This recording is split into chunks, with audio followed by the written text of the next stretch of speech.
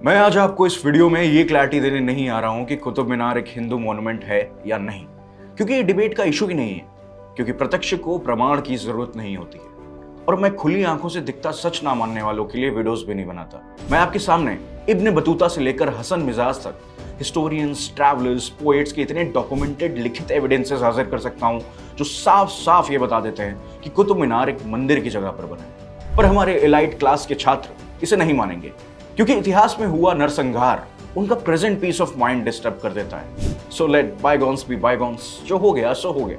और इसी मानसिकता का फायदा उठाया कम्युनिस्ट हिस्टोरियंस ने। उन्होंने भारत की जनता को दशकों तक भारत का इतिहास तोड़ मरोड़ कर पढ़ाया, और जब हिंदू प्रजा ही मॉडर्नाइजेशन की तरफ ऐसे भाग रही हो कि उसे अपनी हिस्ट्री, अपना कल्चर, उसे कोई फर्क नहीं पड़ता उससे, तो उनका काम थोड़ा और आसानी हो जाता है। के मोहम्मद, जब भी भारत में किसी आर्कियोलॉजिस्ट की बात आती है तो ये नाम सबसे पहले लिया जाता है, और लिया भी जाना चाहिए, क्योंकि गैर हिंदू धर्म का होकर भी इन्होंने राम जन्मभूमि की जगह और सच दोनों कंफर्म किए थे, और उसी का नतीजा है कि अयोध्या में राम मंदिर की लड़ाई को एक मजबूत नींव मिली। के मोहम्मद जी ने भोपाल में हुए वर्ल्ड हेरिटेज डे में यह बात खुले मंच पे कही थी कि 27 मंदिर तोड़े गए थे और तब कुव्वतुल इस्लाम मस्जिद को बनाया गया था, जिसे हिंदुस्तान की पहली मस्जिद कहते हैं। There were 27 temples also. तो इन्होंने ये कुव्वतुल इस्लाम मस्जिद बनाने के लिए वो 27 टेम्पल को पूरे की पूरा जो ना नष्ट किया है, और उसी पत्थर रीयूज करके उन्होंने मस्जिद बनाया। इस फैसिलिटी में आज भी गणेश जी की एक मूर्ति स्थापित है, जिसे 2022 में यहां से हटाने की बात सदन में आगे लाई गई थी, और मैंने खुद अपनी टीम के साथ इसके विरोध में आवाज उठाई। अब ये मूर्ति एक लोहे के जाल से हटाकर एक प्रॉपर कांच के कंटेनर में रख दी गई है। दोस्तों, कुतुब मीनार जो कि ध्रुव स्तंभ है, इसकी सच्चाई जानने के लिए हमें उस जगह के इतिहास को जानना होगा जहां पर यह मॉन्यूमेंट बना है। उस जगह का नाम है मेहरौली। इसका रिफाइंड संस्कृत वर्ड अगर हम देखें तो वो है मेहरा अवली।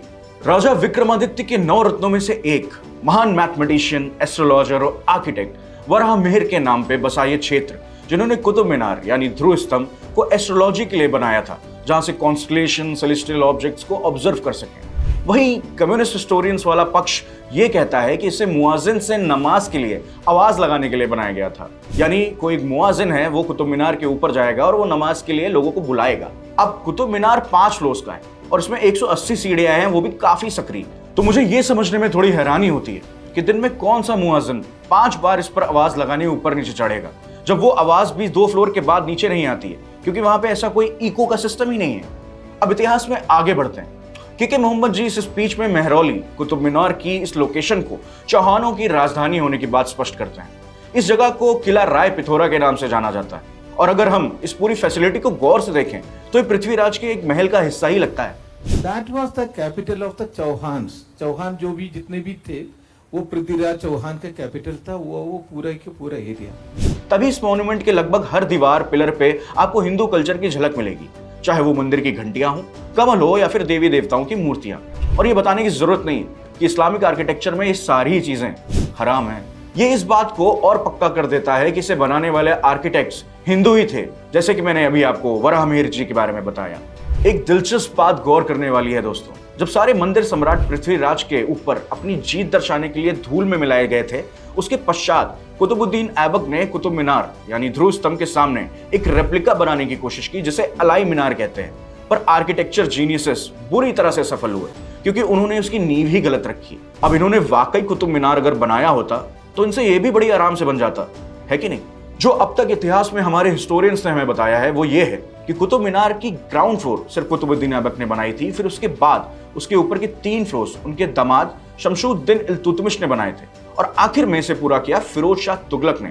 तो अब यहाँ ये गौर करने की बात है दोस्तों कि मामलुक डायनेस्टी से शुरू हुआ काम जाता है लोधी डायनेस्टी पे, जहां इसे कोई भी हाथ नहीं लगाता, और फिर उसके बाद जो तीसरी डायनेस्टी आती है तुगलक्स की, जिन्हें अपने आक्रामक अत्याचार या तुगलकी फरमान के लिए जाना जाता था, वो इस काम को समाप्त करते हैं। कितने नेक दिल थे तुगलक। फिर उन्होंने इसे खत्म करके इस मीनार को तुगलक मीनार का नाम क्यों नहीं दिया? क्योंकि आज के नेताओं को जैसे देखिए, कोई भी फ्री का काम हो तो क्रेडिट खाने से पीछे नहीं हटता। तो इतना तो समझना ऑब्वियस है कि हमारे पूर्वज भी थोड़े बहुत ऐसे ही थे। सॉरी, हमारे नहीं, विदेशी आक्रमणकर्ताओं द्वारा बस भारतीय धरोहर का नरसंहार ही किया गया है। मैंने इस सब्जेक्ट पे यूट्यूब पर काफी वीडियोस देखी और मैंने एक चीज कॉमन पाई, लोग एक सेकुलरिज्म स्पिरिट बचाए रखने के लिए अपीजमेंट को आगे रखते हैं और फैक्ट्स नहीं। पर लाइक सब्सक्राइब बढ़ाने के लिए आप इतिहास को नहीं झुठला सकते। एक इकोसिस्टम ने एक सच को छिपाने के लिए झूठ इतनी बार दोहराया कि वो सच बन गया। उसी तरह से मैं आपसे रिक्वेस्ट करता हूं कि आप इस सच को इतना दोहराएं कि इसके पीछे का झूठ छोटा बन जाए। अब जब भी आप कुतुब मीनार जाएं तो इसे ध्रुव स्तंभ कह के ही बुलाएं और दूसरों को भी इस बारे में जागरूक करें। धन्यवाद।